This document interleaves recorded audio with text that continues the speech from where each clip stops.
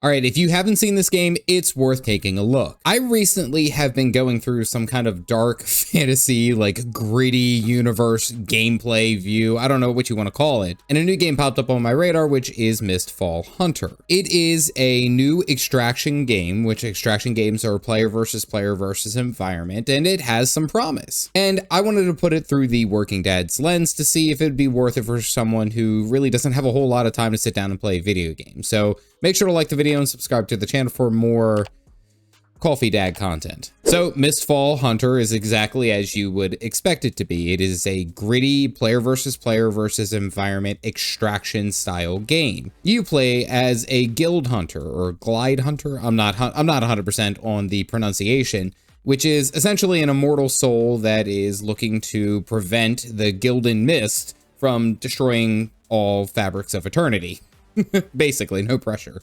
And to do so, you are trialing and testing yourselves against enemies and other guild hunters. And you are kind of led by this woman named Dew and her group of sassy ravens. I'm sorry, every one of these ravens just sounds like a gay best friend in the best way possible. So the premise of the game, the main gameplay loop, is that you join into the mists and you gather as much loot and kill as many enemies as you can and then get out without dying. And each time that you go and get your loot and you get your gold and you get your experience and you get out successfully, you get to keep everything that you extracted from that match. However, if you die, then you lose everything that is in your inventory, including the gear that is on your back. Meaning that when you start your next match, you are basically going to be naked. You'll have a basic sword and a basic piece of armor, and that's it. The cycle is that as you get more loot and as you are able to delve further into these matches, you become harder to kill because you have better gear and you're better able to handle these different situations. Now, you do have up to 6 different playable classes that you can try right now, and they both have 2 separate sets of weapons that you can actually even switch in between the same match. Like in the same match, you can bounce back and forth.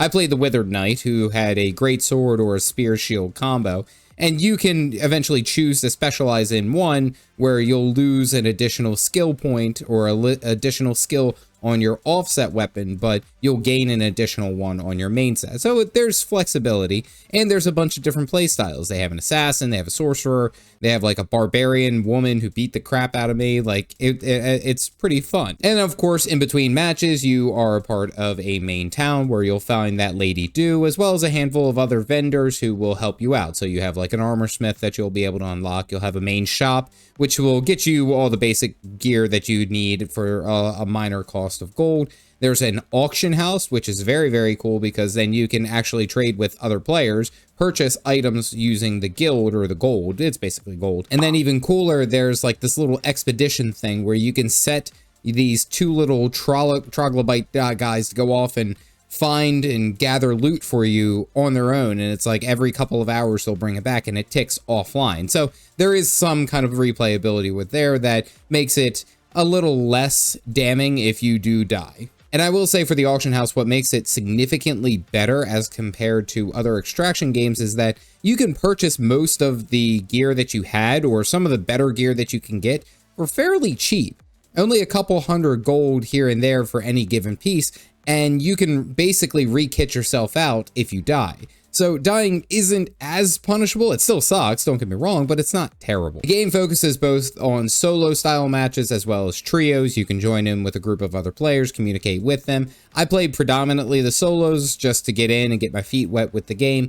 And I really didn't find enemy players that often. The maps are pretty big, and I believe, and you guys can correct me if I'm incorrect on this, but I think there's like 4 to 8 different players on any given map. So there is a lot of flexibility as far as being able to just go in, extract, and get all your stuff without really running into enemy players. And then other matches, there's a good chance that you could run into like 20 other players. Of course, that being the biggest caveat with this game is enemy players. Of course, with similar extraction style games, you are predominantly going to be fighting NPC characters, and they have essentially 3 different tiers. You have your normal enemies, you have your elite enemies, which are bigger and badder, they hit harder, and then you have like boss style enemies where actually I found out later that you can even like lock yourself in. So when you go to challenge a boss, it seals the door behind you, so no other enemy players can come in and interfere. So there is a PvE challenge that is there. Having said all that, there is always the potential that while you are out exploring and looting and gathering all your stuff, that an enemy will sneak up on you and attack you while you're in the midst of your own battle. And that is the nature of extraction games. And of course, these players are doing the same thing that you are. They are going out trying to get as much loot and as much experience as possible to progress their character. Now, again, when you die, you drop all the loot that is on your back. So if you get killed or you get killed by an enemy player and you have all your best loot, they gain access to it. And then vice versa, if you kill an enemy player, you get access to all of their loot as well. And of course, this is also where I'll take a point to note that your build is probably more important in that regard. Of course, you want to be able to deal as much damage and be able to protect yourself against those kind of things, but having a proper build that's going to allow you to be a bit more defensible, being prepared for what's going to happen, or all-out offense and know that you're a glass cannon, there's always the opportunity that an enemy player could jump in and jump you. Now, I will say that the maps are fairly big, so it's not necessarily like you might not run into enemy players, but there is always the potential. And there's been several times where I've been able to go through the entire match and have no issue whatsoever without running into any enemy players. And I've had very little times where it's been, I've actually just gotten beaten down. I can think of about 2 or 3 different times that I actually lost to an enemy player.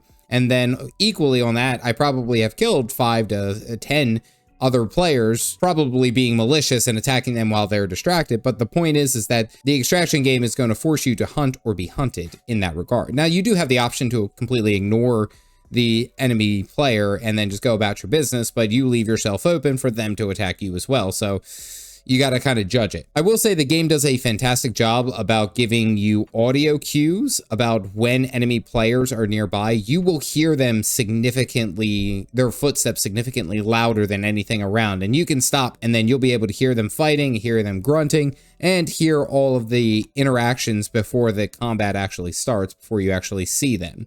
So that does play really into cue for you to pay attention to those audio cues that go around. And then also you can track enemy players because you'll see the path that they left. Slain monsters, you'll see doors that have been opened, and you can kind of guess where they have been going. Now, taking damage in this game isn't necessarily the end of the world. All players seem to get like this horn that allows them to drink out of it or blast the horn, and it recovers a good portion of your HP. You can also carry minor health potions that are around with you, which I always recommend. They're fairly cheap from the shop and you can find them out in the world.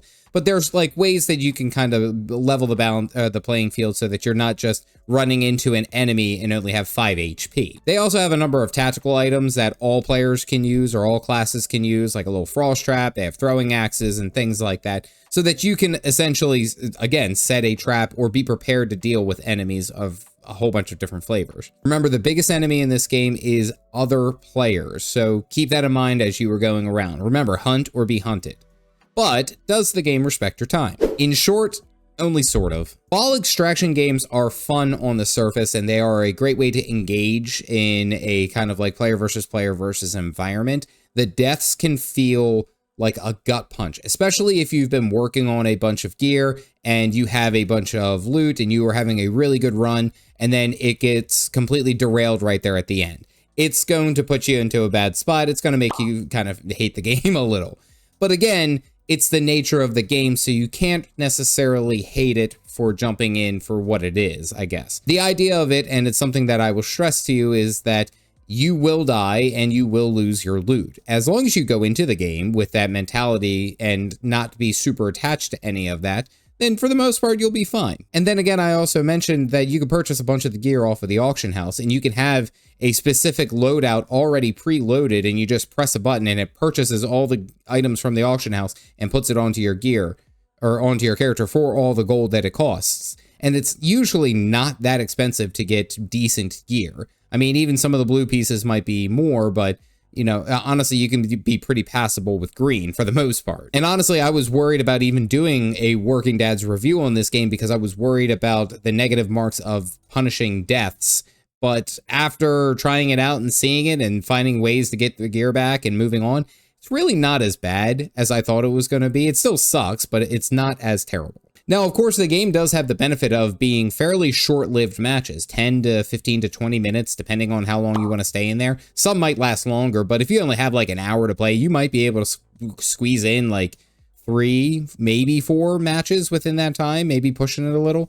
And really, if you just focus on like the PvE stuff, most of the time you can get all your stuff and get out and really have no issue whatsoever. Having said that, if you have something that pops up that requires your attention immediately, there is no pause button, of course. It's a live PvP match. You're playing with other players. You can't pause the game. So again, the deaths aren't as punishing, but there is no direct way to stop it. So if you are playing, you have to kind of keep in mind it's like 15 to 30 minutes is about what you can expect for a match, maybe even shorter, but keep that in mind that that is going to be, for the most part, uninterrupted, or you're going to die if you do have to step away.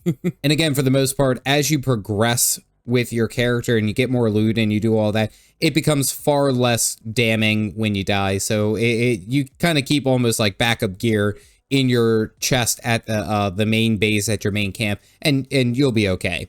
Now, I do want to say that a lot of this that I'm talking about doesn't also consider that this is a seasonal game, and this is confirmed seasonal. So at one point or another, all of your progress is going to be completely wiped. All of your character loot and all those items are going to be gone. You're going to reset from 0 the next time the season rolls through. I mean, you do get to keep like long-term account things, so like achievements and lore that you may have earned, or account milestones, or we'll say even like cosmetics and things like that. However, your direct progress on your direct characters gets completely wiped at the end of the season, and it's something that you're going to have to keep in mind, which again, I will be the first to say that completely sucks.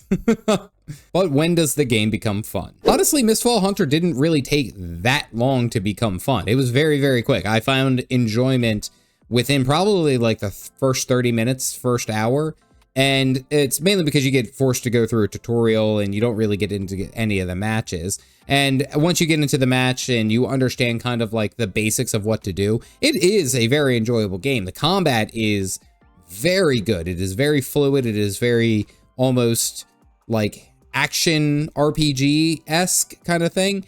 There is a flow to it. There is an understanding of timing, and it's like, there's like also aspects of like a Souls-like I could put into that, especially when you're dealing with the bigger bosses. But overall, like the combat is one of the things that really makes it exciting. And then of course, getting good loot and finding, you know, a hidden chest and things like that. There's a lot of things that really do make it engaging. And then of course, hunting another player and then killing the other player is fantastic. That is something that I very much enjoyed. On the flip side of that, when you die, it completely sucks and you lose all your gear, especially if you've been working on it for a couple of hours, or, you know, you had a character that you gave a lot of time and effort to. So it goes back and forth, let me go ahead and say. But I will say overall, the game is fairly fun very quickly. And I will also say this, that I stuck mainly with the Withered Knight. There is replayability with the other classes, which can offer different play styles, and I'm sure that they are as fun as well. But again, I will say, when you catch an enemy player and you get a kill, a successful kill, it does feel pretty good. So, is the game good for dads? So the game is only kind of good for dads, unfortunately. While the game feels amazing when you are winning, when you extract with a whole bunch of loot and you get a character kill and, you know, you're riding that high and your character's progressing, it is an absolute gut punch when you die. It is an absolute gut punch when you, for whatever reason, lose your progress and you drop all of your items. Of course, to counter that, it's also fairly easy to get a lot of your gear, but it still costs and it sucks. And it's like, you only get these random chances to run into players and to outperform them in combat. So it's exciting, but it's also stressful, you know? And of course, I'll give the game 100% credit. I love the idea of like 10 to 15 to 20 minute matches, like very quick. You're able to get in, do a couple of things, and be successful to what you can, and then get out. Like, there's not as much, we'll say, holding you back from enjoying just a short window and a short match. And being able to play like 1 or 2 a day, just fairly easy, is actually, I enjoyed that. I did. But the counter to that is that with the game not being able to be paused and it almost requiring like an uninterrupted 20 to 30 minutes, it kind of weighs on it. The environment and the setting and the combat are some of the best aspects of this game. They really do nail that gritty, dark, medieval kind of fantasy that goes along with it. I loved it. I thought it was fantastic. I had a great time as I was exploring, as I was fighting people. I was 100% on it. However, my biggest concern and my biggest issue with this game is that there is a seasonal wipe. As I've talked about with busy working dads, it sucks when you lose all of your progress and it just starts brand new. So it almost feels like you've kind of regressed and you got to start all over again. Said that, I will put it this way, is that there is no like create a seasonal character, at least that I haven't seen or it's been confirmed. It's not like Path of Exile where you can create a seasonal character and play the new season, but you get to keep your old character that you had. Your character gets completely wiped to start and then you're back from square one. That hurts. Especially for a busy working dad who doesn't have, 10 to 15, 20 hours to put towards gaming each week. It puts a huge toll on to the character progression, and it takes an absolutely devastating hit for being able to put the game down for a while and then come back. It's just that jumping back in or picking the game back up it's kind of rough, especially when you come back and you're like, what happened to all my cool stuff? Having said all this, I have to give Mistfall Hunter a silver rating on the Calf Dad scale. Again, bronze, silver, gold, platinum. That's what we're ranking this as. Silver because a lot of what the game does right, it does really, really well, but the nature of extraction games make it very difficult, and the seasonal wipes and of course no pause button, those kind of things, I have to rate it less. The game, it's great, it has a lot of good aspects, but those kind of like loss of progress really hit harder. And if you find enjoyment in the game in those tight windows or in those seasonal windows and you really like it and you're coming back, that's great, more power to you. I feel like the average working dad isn't going to be able to spend that kind of time without there being like kind of like a backlog of progress, because there's going to be times where they're not going to be able to play for an extended period of time. It's a tough sell. Silver rating is what I would give it. Now, if you want to see a game that I thought was going to be ranked worse on the Calf Dad scale, but it was surprisingly better, you can click this video here. Make sure to like the video and subscribe to the channel for more working dad content. As always, stay caffeinated, folks.